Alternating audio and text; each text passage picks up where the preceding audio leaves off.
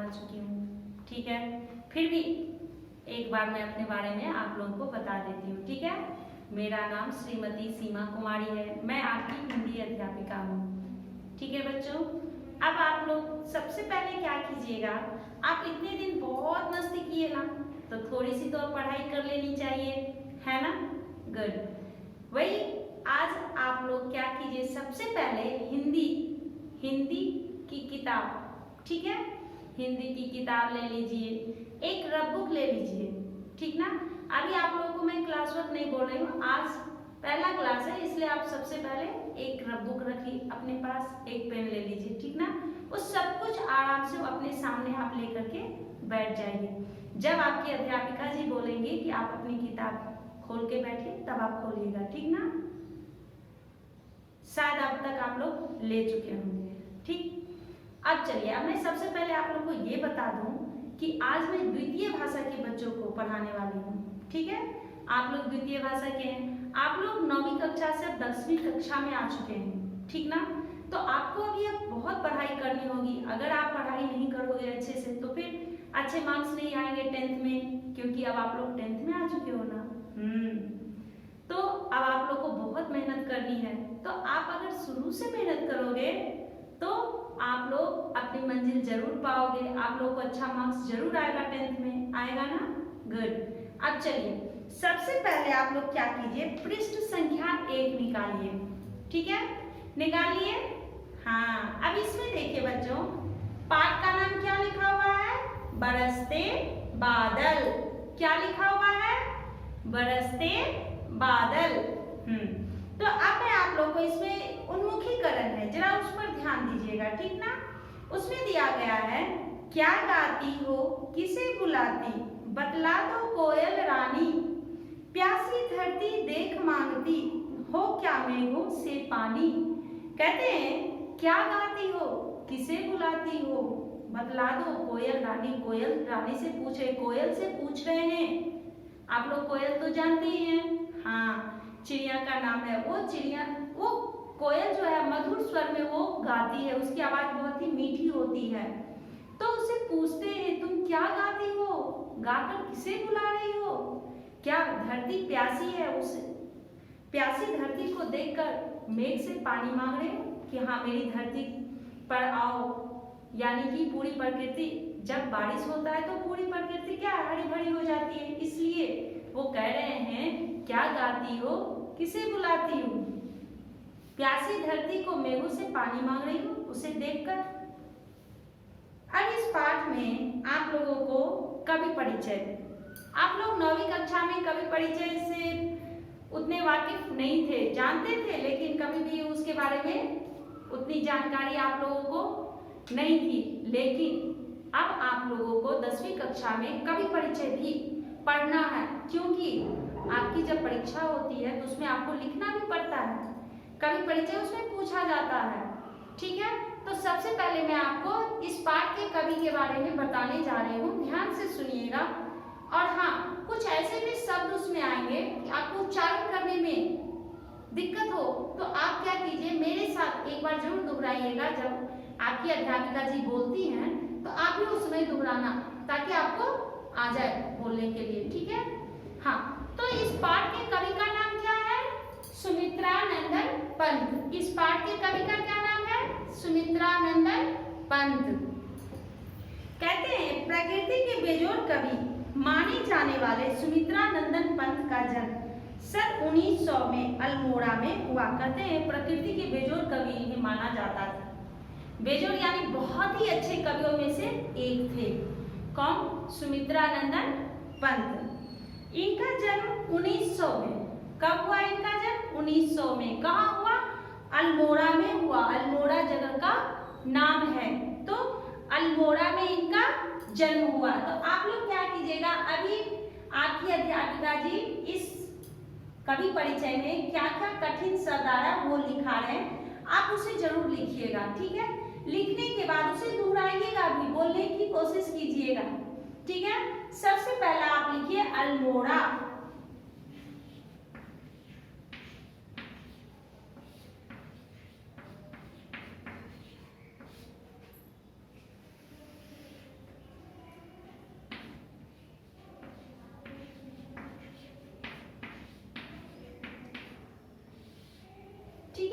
अल्मोड़ा।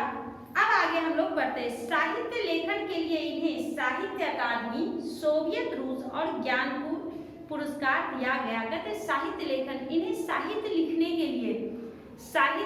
के लिए इन्हें किन किन पुरस्कारों से सम्मानित किया गया वो यहाँ पर दिया गया है। सबसे पहला है साहित्य अकादमी, ये पुरस्कार का नाम है, ठीक है, जो प्राइज मिलता है उसका नाम है। आप लोग देखते होंगे, सुनते होंगे, क्रिकेट खेलते हैं, खेलों में अलग अलग नाम रहता है, अर्जुन पुरस्कार, बहुत सारे पुरस्कार रहते हैं। वैसे ही आपको लेखन कला में लिखने के क्षेत्र में भी आप लोगों को अलग अलग पुरस्कार दिया जाता है। तो साहित्य लेखन में इन्हें साहित्य अकादमी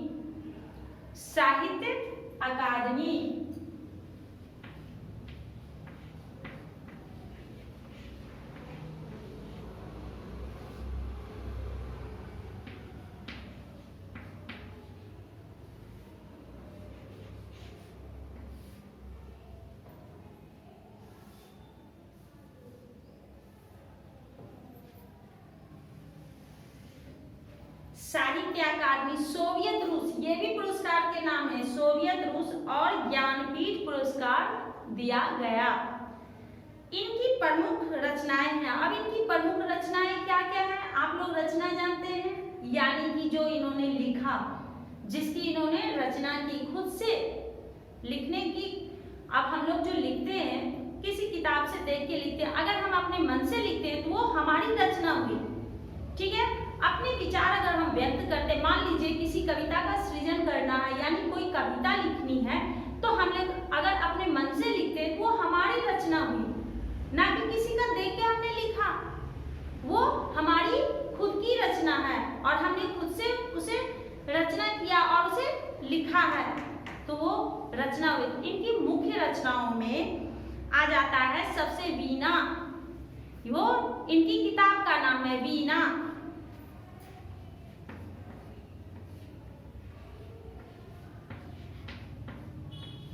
वीणा, फिर है ग्रंथि, ये भी किताब का ही नाम है, पल्लव, गुंजन, युगांत, ग्राम्या, स्वर्ण किरण, कला और बूढ़ा चांद तथा चिदम्बरा आदि, ये सभी जो हैं इनकी प्रमुख रचनाएं हैं। इसमें से आप लोग हमेशा याद रखिएगा कि कला और बूढ़ा चांद, चिदम्बरा, ये दो जो है ये उनको बहुत ऊंचाई तक लेकर गया था, यानी इनकी ये रचना जो थी बहुत ही प्रमुख थी, लोगों ने इन्हें बहुत ही सराहा और उसके अनुसार चलने की कोशिश भी किए। तो अब इसमें आप लोग सबसे पहले ग्राम्या लिखे, ग्राम्या,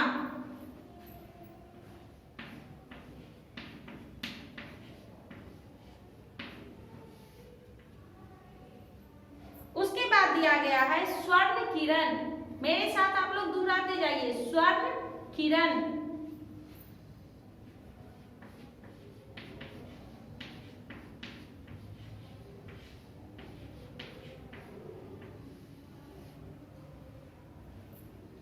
कला और बूढ़ा चांद तथा चिदम्बरा, ये सभी इनकी प्रमुख रचनाएं थी। इन्हें चिदम्बरा काव्य के लिए ज्ञानपीठ पुरस्कार से सम्मानित किया गया। मैं आप लोगों को पहले बताई कि कला और बूढ़ा चांद, उसके बाद चिदम्बरा, ये दो काव्य रचना जो इन्होंने किया, तो उसकी बहुत सारी उन्हें प्रधानता दी गई कि ये बहुत ही अच्छी किताब है और लोगों ने उसे बहुत ही सराहा। तो सबसे पहले आप लोग लिखिए चिदम्बरा,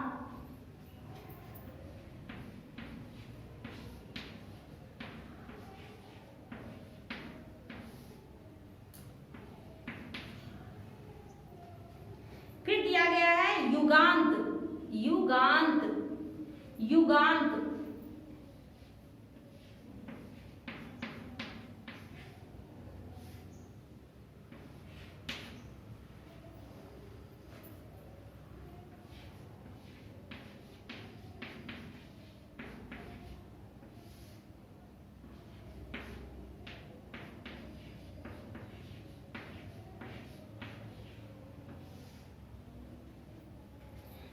हमेशा कहते हैं कि टीचर आप बहुत फास्ट बोलते हैं।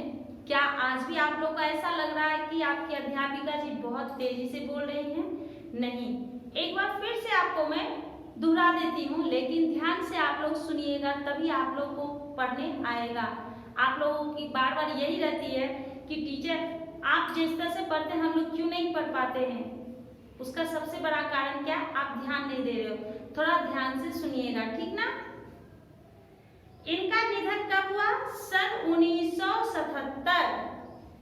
1977 इनका निधन 1977 में हुआ। अब इसमें आप लोगों को बेजोड़ कवि, जैसे बेजोड़ कवि यानी कि बहुत ही अच्छे कवि, बेजोड़ कवि यानी बहुत ही अच्छे कवि। आप लोगों को पुरस्कार का नाम बताया गया, सोवियत रूस साहित्य अकादमी और ज्ञानपीठ पुरस्कार। ये तीनों पुरस्कार आप लोग याद रखिएगा। कवि परिचय, जितना भी कवि परिचय रहता है उसमें साहित्य अकादमी पुरस्कार तो हर कवि को मिलता ही मिलता है, ठीक ना।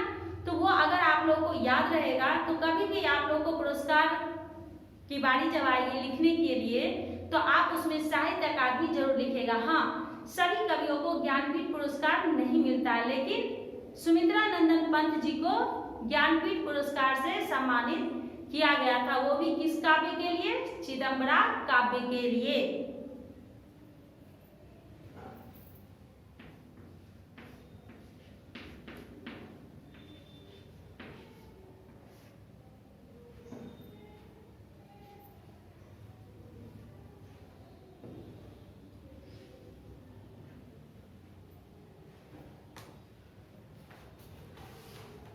इसमें दिया गया है कि इनका जन्म सन 1900 में अल्मोड़ा में हुआ।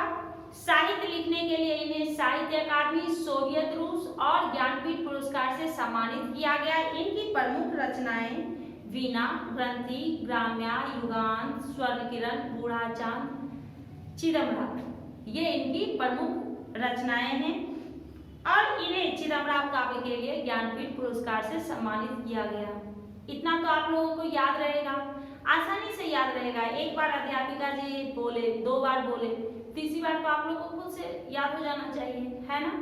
तो थोड़ा ध्यान से इसे एक नहीं 2 बार 3 बार पढ़ने की कोशिश कीजिएगा ताकि आपको किसी प्रकार की कोई कठिनाई ना हो। अब आगे हम लोग चलते हैं।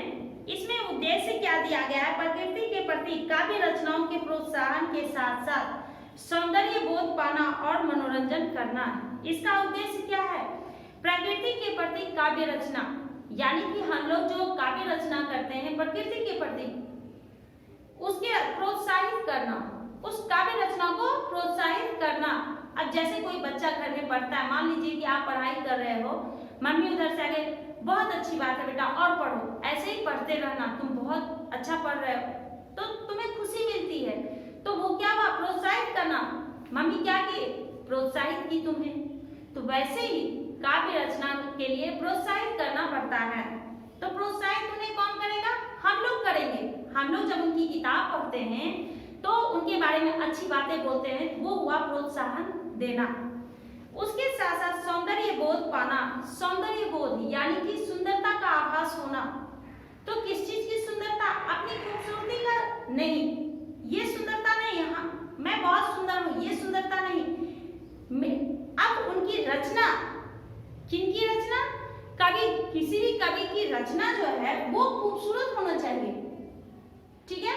किसी भी कवि की रचना जो है वो खूबसूरत, उसकी खूबसूरती का बोध कराना और मनोरंजन करना। मनोरंजन यानी लोगों को इंटरटेन करना, ठीक है। इसमें दिया गया है कि बरसते बादल कविता एक पाठ जो है, कविता भावनाओं को उद्यात बनाने के साथ साथ सौंदर्य बोध को भी सजाती सवाती है, यानी कि कविता जो हमारी भावना को और भी खूबसूरत बनाने के लिए सजाती है, हमें संवारती है। इसमें प्रस्तुत कविता नाद के साथ गेय योग्य है। कहते हैं इसमें ध्वनि है। इस कविता में ध्वनि के बारे में बताया जा रहा है कि बारिश जब होती है तो किस प्रकार की आवाज आती है। ध्वनि यानी आवाज, ध्वनि यानी आवाज। तो ये कविता हमें यह बताने की कोशिश करती है कि जब बारिश होती है तो किस तरह की आवाज आती है और हम लोग उसे किस तरह से महसूस करते हैं। ये आवाज हर किसी को सुनाई नहीं देता है, जो सुनने की कोशिश करता है उसे वह आवाज सुनाई देती है। जैसे कि अब इसमें दिया गया था, शुरू में ही मैं बताई, क्या गाती हो कि क्या कोयल की आवाज हम इंसान समझते हैं? नहीं समझते हैं, लेकिन जब वो कूकती है तो अब जो उसकी अच्छाई देख रहे हैं वो कहते हैं देखो कोयल कितनी मधुर आवाज में गा रही है। कुछ लोग होते हैं क्या ये सुबह से चिल्लाए जा रही है, बंद करो, उसको उड़ाने की कोशिश करते हैं। जो समझने की कोशिश करते हैं उन्हें उसकी आवाज बहुत ही प्यारी लगती है, और जो समझने की कोशिश नहीं करते हैं उनको उसकी आवाज बहुत ही बेकार कर्कश लगती है और वो उसे उड़ा देते हैं, भगा देते हैं कि बहुत देर से ये कुकू कुकू कर रही है, इसलिए उसे भगा देते हैं। तो इसमें अब आगे दिया गया है, आपको पाठ के बारे में बताया जा रहा है। सबसे पहले क्या है, विषय प्रवेश को ध्यान से पढ़ना है। अगर आप नहीं पढ़ोगे तो फिर आप आगे कविता नहीं पढ़ पाइएगा। उसके बाद पाठ के विषय को समझना है कि उसमें क्या कहा जा रहा है। फिर से पाठ को ध्यान से पढ़ना है। अगर ध्यान से नहीं पढ़िएगा तो आपको उसके बारे में सही सही जानकारी नहीं मिलेगी। फिर शब्दों का अर्थ समझना। अगर शब्द का अर्थ नहीं समझिएगा तो आप उसका भाव नहीं लिख सकते। फिर उसके नीचे मान लीजिए कि आपको कोई शब्द समझ में नहीं आ रहा है, उसका अर्थ समझ नहीं पा रहे, उसके नीचे पेंसिल से मैं बोलती हूँ अंडरलाइन कर लीजिए। अंडरलाइन करने के बाद क्या होता है कि आप बाद में टीचर से पूछ सकते हैं कि हाँ आप उसमें नहीं पढ़ा रहे थे, मैंने सुना नहीं सुना, प्लीज एक बार और मुझे पढ़ा दीजिए, तो मैं उसे बताऊंगी। फिर रेखांकित शब्दों के अर्थ। अब मैं आपको नहीं कहूंगी कि आप शब्दकोश में ढूंढिए, क्योंकि आपको ढूंढना बहुत ही मुश्किल हो जाएगा, तो मुझसे पूछिए। यहाँ आपके टीचर हैं, टीचर से आप पूछ सकते हैं, आपके टीचर जी बताएंगे। एक बार नहीं, बच्चे अगर 10 बार भी डाउट्स पूछते हैं तो टीचर उसको क्लियर करते हैं। आप ही लोग को अब है क्या जो पढ़ना और पूछना। फिर समझ में ना आने वाले अंश हो तो छात्र समूहों में या अध्यापक से चर्चा कीजिए। जैसे कि बार बार कहा जाता है आप लोगों को कि अगर आपको समझ में नहीं आए, अगर अध्यापिका जी नहीं है आपके पास में, तो आप क्या कीजिए कि अपने अगल बगल में जो बच्चे रहते हैं उनसे पूछ लेते हैं। वो भी अगर नहीं बता सके तो जब टीचर आएंगे एक्सक्यूज मी टीचर कुछ प्रॉब्लम है, तो टीचर आपको बताएंगे ना प्लीज, और थोड़ा प्यार से, तो टीचर जरूर बताते हैं ना। हाँ, तो आप लोग क्या कीजिएगा, जब भी कभी परिचय पढ़ना शुरू कीजिएगा तो पेंसिल हाथ में रखिएगा, अपने किताब में जो शब्द समझ में ना आए उसके नीचे पेंसिल से एक रेखा खींच दीजिए, यानी कि अंडरलाइन कर दीजिए। फिर जब क्लास में बात चलेगी तो आप पूछिएगा, जब ये इस पाठ का जिक्र करेंगे तो फिर आप पूछ लीजिएगा टीचर से, टीचर आपको बताएंगे। हाँ, तो अब बच्चों आप लोगों को किसी प्रकार की कोई दिक्कत नहीं होनी चाहिए। हाँ, नहीं होनी चाहिए, नहीं होगी, क्योंकि आपके टीचर आपको बार बार कभी परिचय को दोहराए, 2 बार 3 बार बता दिए, तो अब आप लोग कर सकते हैं। ठीक है, तो मैं चाहती हूँ कि आप लोग अपने अपने क्लास वर्क में, ठीक है, सबसे पहले ये कठिन शब्द, ठीक है, कवि परिचय से पहले ये कठिन शब्द लिखिएगा, फिर कवि परिचय। आज का आपका होमवर्क यही रहेगा। ठीक है, पहले आप कवि परिचय नहीं, पहले कठिन शब्द फिर कवि परिचय लिख करके उसके बाद फिर हम लोग पाठ जब पढ़ेंगे तो पाठ के बारे में लिखेंगे। ठीक है, तो आज का कार्य यही है कि आप लोग कठिन शब्द लिखने के बाद कवि परिचय क्लास वर्क में हैंडराइटिंग सबकी अच्छी होनी चाहिए, सुंदर लिखावट में लिखिएगा। ठीक ना, धन्यवाद बच्चों।